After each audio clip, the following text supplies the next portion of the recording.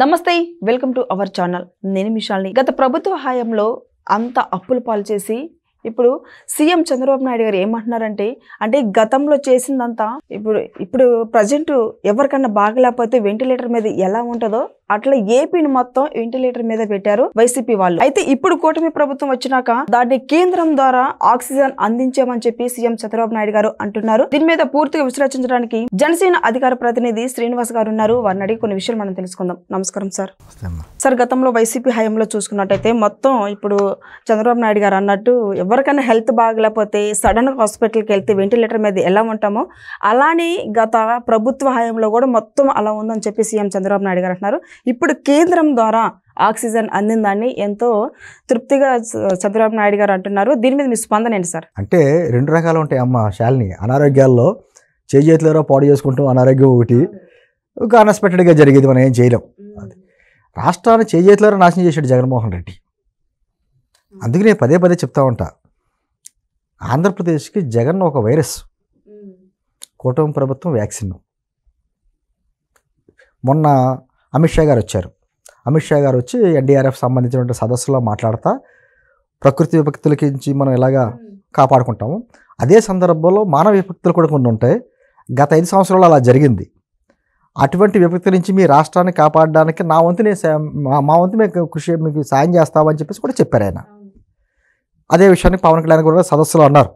అంటే ఈ మానవ విపత్తుల గురించి మనం రక్షించుకోవాలనేటువంటిది. ఈరోజు కూటమి చేతిలో రాష్ట్రం ఉంది. కాకపోతే గత తాలూకు మచ్చలు అలా ఉంటాయి కదా. ఎందుకంటే శాలిని, గత 5 సంవత్సరాల్లో ఏం జరిగిందో అన్నది తెలుసుకోవడానికి చంద్రబాబు నాయుడు గారు లాంటి సీనియర్ నాయకుడికే 6 నెలలు పట్టింది. 6 నెలలు పట్టింది. ఆయనే పదే అసెంబ్లీలో మాట్లాడతా అసలు రాష్ట్రంలో ఆర్థిక పరిస్థితులు ఎంతవరకు దిగదార్చాడు, లేకపోతే ఏ శాఖలో ఎంత అప్పు ఉంది ఏంటో తెలుసుకోవడానికి నాకే కష్టం అవుతుంది. ఇప్పటి వరకు అందిన సమాచారం ప్రకారం నేను వైట్ పేపర్ రిలీజ్ చేస్తున్నాను, కానీ భవిష్యత్తులో ఇంక పెరగొచ్చేవి అనే మాటలు మాట్లాడారు. ఆయనకే అర్థం కావట్లేదు. అంటే తెచ్చినప్పు దేని గురించి తెచ్చారో, దేనికి ఖర్చు పెట్టారో ఎలా కూడా తెలియని పరిస్థితి. ఈ మధ్యకాలంలో జరిగినటువంటి కలెక్టర్ మీటింగ్లో కూడా అదే పరిస్థితి. కలెక్టర్లు కూడా చెప్పారు కేంద్రం నుంచి అదేదో 1800 కోట్లు వచ్చినాయండి ట్రెజరీలో వేశారు. మరి ఏం చేశారంటే తెలియదు, వెళ్ళిపోయినాయో. అటువంటి అంటే రాష్ట్రాన్ని చిన్నాభిన్నం ఎంతవరకు చేయాలో అంతవరకు చేసేసాడు జగన్మోహన్ రెడ్డి. ఈ రోజున మళ్ళీ తిరిగి గాడిలో పెట్టడానికి విశ్వప్రయత్నం చేస్తున్నారు ఈరోజు కూటమి ప్రభుత్వం. అంటే ఆ ప్రయత్నంలో భాగంగానే ఒక పక్క నుంచి రాష్ట్రంలో ఉన్నటువంటి వనరులు ఏమున్నాయో వనరులు సద్వినియోగపరచడం, అదేవిధంగా ఒక సంక్షేమం ఇవ్వాలి, సంక్షేమం ఆపకూడదు. మన కూటమి ప్రభుత్వం ఇచ్చిన హామీలు కూడా ఉన్నాయి, అవి నెరవేర్చుకోవాలి. అదే సందర్భంలో ఒడుపుగా కేంద్రం నుంచి నిధులు సేకరించుకోవాలి, సంపాదించాలి.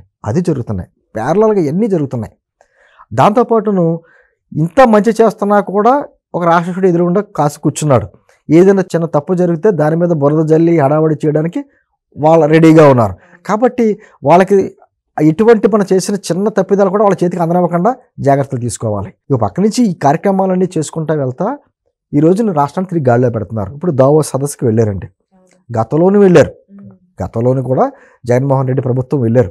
ఓ బ్యాచ్ కింద వెళ్ళారు. గుడివాడ అమర్నాథ్ ఐటీ మినిస్టర్ కింద వెళ్ళారు. వెళ్ళి ఏం చేశారా, వెళ్ళి పారిశ్రామికవేత్తలను కలిసి పెట్టుబడులు తేడరా అంటే అక్కడికి వెళ్ళి పంచప్రభాకర్ని కలిశారు. ఆ ఫోటోలు వచ్చినాయి. లేకపోతే అక్కడ చలి ఎక్కువగా ఉంది, కోట్లు సరిపోలేదు అన్నారు. లేకపోతేనేమో గుడ్డు పెట్టాలి, పొదగాలి, ఎదగాలి అని చెప్పి రకరకాల కామెంట్లు ఆయన చెప్పాడు. ఎవరో గుడివాడ అమర్నాథ్ ఒక కామెడీ చేశారు రాష్ట్రాన్ని. పక్క రాష్ట్రాలందరూ కూడా మన రాష్ట్రాన్ని చూసి ఒక జోక్గా హేళనగా మాట్లాడేటువంటి పరిస్థితి వచ్చింది.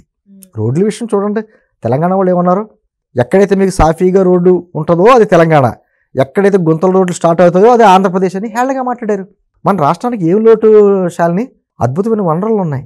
ఒక పక్కన 1000 కిలోమీటర్ల తీర ప్రాంతం ఉంది, ట్రాన్స్పోర్టేషన్ అద్భుతంగా ఉన్నాయి. ఇటువంటి పరిస్థితుల్లో రాష్ట్రాన్ని అధోగతి పాలు చేసి వెళ్ళిపోయాడు జగన్మోహన్ రెడ్డి. అయినా కూడా వాళ్ళకి ఇంకా బుద్ధిరాలా, ప్రజలు తీర్పిచ్చారు. మీరు వద్దురా బాబు అని చెప్పేసి భయపడి వాళ్ళని పక్కన పెట్టారు. అయినా కూడా మేము ఉంటే అని ఏదో రాసుకుంటారు. మీరు ఉంటే ఉన్నారు, మీరు లేక కాదు కదా, 5 సంవత్సరాలు ఉన్నారు, నాశనం చేశారు. తిరిగి ఈరోజు గాడిలో పెట్టే పనిలో కూటమి ప్రభుత్వం ఉంటే నిజంగా రాష్ట్రం మీద ప్రజల మీద నీకు ఏదన్నా కించిత్తైనా అభిమానం ప్రేమ ఏదన్నా ఉండుంటే నువ్వు మంచి చేయకపోకు, చేసి జరిగే మంచిని అడ్డుపడకుండా ఉండి చాలు. కానీ ఎక్కడ లేనటువంటి వాతావరణం తమిళనాడు రాష్ట్రంలో కర్షక రాజకీయాలకు పెట్టింది పేరు. ఆ రాష్ట్రంలో కూడా ఆ రాష్ట్రానికి సంబంధించినటువంటి అంశం వచ్చేటప్పటికి వాళ్ళందరూ ఏకమైపోతారు, రాజకీయాలు పక్కన పెడతారు. మనకు అలా లేకుండా అయిపోయింది. ప్రతిదాన్ని ఎంత మంచి జరిగినా దానికి ఏదో అడ్డు పెడతారు. ఇప్పుడు కూడా ఏం మొదలుపెట్టారు, వెళ్ళి ఇంకా దావోస్ సదస్సు ఇంకా పూర్తి అవలా, ఒకరితో మీటింగ్ అవుతున్నారు. మన రాష్ట్రాల్లో ఇటువంటి వనరులు ఉన్నాయి, రండి పెట్టుబడులు పెట్టండి, చక్కటి రాజకీయ వాతావరణం ఉంది, మీకు ఎటువంటి ఇబ్బందులు ఉండవు, మీరు పెట్టుబడికి మేము హామీగా ఉంటాం అనేటువంటిది ఒక విధమైనటువంటి చక్కటి వాతావరణం సృష్టించి పారిశ్రామికవేత్తలను ఆహ్వానిస్తున్నారు. దానికి కూడా ఏమంటారు, గతంలో మేము చేసినవే ఇప్పుడు వస్తున్నాయి. మొన్న ఈ మధ్యకాలంలో ప్రధానమంత్రి గారు 2,08,000 కోట్ల రూపాయలు ఓపెనింగ్ చేశారు, దాన్ని కూడా వాళ్ళ ఖాతాలో వేసుకుంటున్నారు. ఇవన్నీ మా దాంట్లో వేసినవే అని. ఆఖరికి గోదావరి నదిని బనకచర్ల వరకు తీసుకెళ్ళాలని చెప్పి చంద్రబాబు గారు ఆలోచన ఉంటే అది కూడా జగన్మోహన్ రెడ్డి ఆలోచన అని చెప్తున్నాడు అంబటరావు బాబు. అంటే సిగ్గు అనేది వదిలేశారు. ఇంకా కనీసం అరే ప్రజలు ఇంత తీర్పు ఇచ్చారు, ఇటువంటి తీర్పు ఇచ్చారు, ఇప్పటికైనా ప్రజల గురించి ఆలోచిద్దాం, మనకి ఎందుకు ఇటువంటి తీర్పు వచ్చింది, ఆ తప్పులు ఏమైనా ఉంటే సరి చేసుకుందాం అనే ఆలోచన ఎక్కడా లేకుండా పోయింది.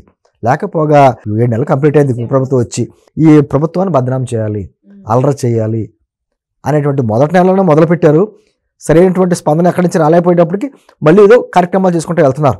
నేనేమంటున్నానంటే శాలిని, ఖచ్చితంగా జగన్మోహన్ రెడ్డి అనే వైరస్ మన రాష్ట్రంలో రాకుండా వ్యాక్సిన్ వచ్చేసింది. మనకి కూటమి అనే వ్యాక్సిన్ వచ్చింది, ప్రజలందరూ వేసుకున్నారు వ్యాక్సిన్. కాబట్టి మరోసారి ప్రయత్నం చేసినా ఆ వైరస్ మనకు అంటుకోదు. కాబట్టి ఈ భరోసాని వైరస్ మనం ఎట్టే వ్యాక్సిన్ ఎంచుకున్నాం కాబట్టి మనకు అర్థమవుతుంది. బయట ఉన్న పారిశ్రామికవేత్తలకు తెలియదు కదా, వాళ్ళు ఇంకా భయపడుతున్నారు పాపం. ఏమని, మేము పెట్టుబడి పెడతాం, డెవలప్ చేస్తాం, సరిగ్గా మా ఇండస్ట్రీ ప్రొడక్షన్ స్టార్ట్ చేసేటప్పటికి మళ్ళీ జగన్మోహన్ రెడ్డి వస్తాడేమో, వస్తే మా పరిస్థితి ఏంటి. పాపం లోకేష్ గారు కూడా ఈ మధ్యన అదే మాట మాట్లాడుతున్నారు 2-3 సార్లు. మేము ఎంతో కష్టపడి పారిశ్రామికవేత్తల గురించి మాట్లాడుతుంటే వాళ్ళు భయపడుతున్నారు, వాళ్ళకి భరోసా ఇవ్వాల్సిన పరిస్థితి ఏర్పడింది. ఎక్కడన్నా ఉందా అసలు శాలిని ఇటువంటి పరిస్థితి? ఎక్కడన్నా ఏ రాష్ట్రంలో ముఖ్యమంత్రులు మిగతా వాళ్ళందరూ వెళ్ళారు, దావోస్ వెళ్ళారు. వాళ్ళందరూ ఏం చెప్తారంటే మా రాష్ట్రంలో ఇవి ఉన్నాయండి, ఇటువంటి వాతావరణం ఉంది, మీరు వస్తే మీకు ఇటువంటి రాయితీలు ఇస్తాం, మీకు ట్రాన్స్పోర్టేషన్ సౌకర్యాలు ఎలా ఉన్నాయి, మీకు భూమి ఇస్తాం, నీరు ఇస్తాం, ఎలక్ట్రిసిటీ ఇస్తాం, కొన్ని రాయితీలు ఇస్తాం, మా యువతకి ఉపాధి కల్పించడం అనేటువంటి మాటలు మాట్లాడుకుంటారు. అందరూ మాట్లాడేదానికి ఏడాది మన ఆంధ్రప్రదేశ్కి ఏంటంటే దారుణం, జగన్మోహన్ రెడ్డి అనే వాడు రాడు అనే భరోసా కూడా ఇవ్వాల్సి వస్తుంది. ఇది కూడా కష్టం పాపం, వాళ్ళు అక్కడికే నమ్మట్లా. ఏమో వస్తాడేమో, మీరు ఎలా చెప్పగలరు, మళ్ళీ వస్తాడేమో అంటే వాళ్ళకి మళ్ళీ నమ్మకం కలిగేలాగా ఖచ్చితంగా రాడు. ఆంధ్రప్రదేశ్ ప్రజలు జగన్మోహన్ రెడ్డిని తిరస్కరించారు, అతను ఖచ్చితంగా మరోసారి ఆంధ్రప్రదేశ్లో వచ్చే అవకాశం లేదు అనేటువంటిది పదే చెప్పాల్సిన పరిస్థితి వీళ్ళకి ఉంది. ఎప్పుడైనా ఇదో మాకు వనరుల గురించి మాట్లాడతారో ఇంకోటి మాట్లాడతారు, అడుగుతారు కదా పారిశ్రామిక, మాకు ఏ రాయితీలు ఇస్తారో అడుగుతారు, మాకు రాయితీలు ఇస్తే ఇది ఇస్తాం అని చెప్తున్నారు. దీంతో పాటు ఏడాది ఇది కూడా మాట్లాడాల్సిన పరిస్థితి కల్పించాడు జగన్మోహన్. అంటే ఒక భయప్రాంతమైనటువంటి వాతావరణం సృష్టించాడు. అంటే అతని మనస్తత్వానికి తగ్గట్టు కాదు, అతని మనస్తత్వం ఎప్పుడు కూడా విచ్ఛిన్నం, డిస్ట్రక్షన్ అవుతుంది. చంద్రబాబు గారిని చూసేటప్పుడు ఖచ్చితంగా పారిశ్రామికవేత్తల్లో ఒక నమ్మకం ఉంటుంది, ఇతను కన్స్ట్రక్షన్ ఖచ్చితంగా డెవలప్మెంట్ అంటే చంద్రబాబు నాయుడు గారు. భారతదేశంలో ఎవరిని అడిగినా చెప్తారు అతను చేసిన విధానం ఏంటి, అతని ఆలోచన విధానం ఏంటి, అతను భవిష్యత్తు గురించి ఏమైందో ఆలోచన చేస్తాడు. 2047 నేను ఐవిధంగా అంటున్నాడు, ఒక చక్కటి రూపకల్పన చేసుకున్నాడు. ఆ రాష్ట్రంలో ఉన్న వనరులు ఏంటి, ఇవన్నీ కూడా అందరూ బాగానే ఉంటుంది. ఇతనితోటే ప్రమాదం. కానీ ఖచ్చితంగా ఈరోజు జరుగుతున్న దావోస్ సదస్సు కావచ్చు, లేకపోతే ఏదైనా కావచ్చు, పారిశ్రామికవేత్తలు ఆంధ్రప్రదేశ్ వైపు చూస్తున్నారు. ఒక నమ్మకం అయితే ఏర్పడింది. కూటమి ప్రభుత్వంలో నాయకులు అందరూ కూడా కలిసికట్టుగా పనిచేస్తున్నారు. అద్భుతంగా రాష్ట్రంలో ఉన్నటువంటి వనరులు ఉన్నాయి, కష్టపడే తత్వంలో ఉండే ప్రజలు ఉన్నారు. మనం ఇక్కడ పెట్టుబడి పెడితే పెట్టుబడికి లాభం తప్ప ఎటువంటిది ఇబ్బంది లేదనేటువంటిది ఒక హామీ వాళ్ళకైతే నమ్మకం కలిగింది. అందుకనే ఈరోజు ఇన్ఫోసిస్ లాంటి కంపెనీస్ కావచ్చు, లూలు గ్రూప్ కావచ్చు, మిగతా కంపెనీస్ అన్నీ కూడా ఆంధ్రప్రదేశ్ వైపు చూస్తున్నాయి. కానీ విషయాల్ని ఖచ్చితంగా అన్ని రకాలుగా ఒక పక్క నుంచి అధికార యంత్రాంగం కావచ్చు, లేకపోతే ప్రజాప్రతినిధులు కావచ్చు, చంద్రబాబు నాయుడు గారు, పవన్ కళ్యాణ్ గారు, లోకేష్ గారు చేస్తున్నటువంటి కృషికి కానీ చక్కటి సహకారం అందిస్తే వచ్చే 5 సంవత్సరాల్లో ఆంధ్రప్రదేశ్ అద్భుతమైనటువంటి ప్రగతి మాత్రం సాధిస్తామని ఎటువంటి అనుమానం లేదు. Thank you sir.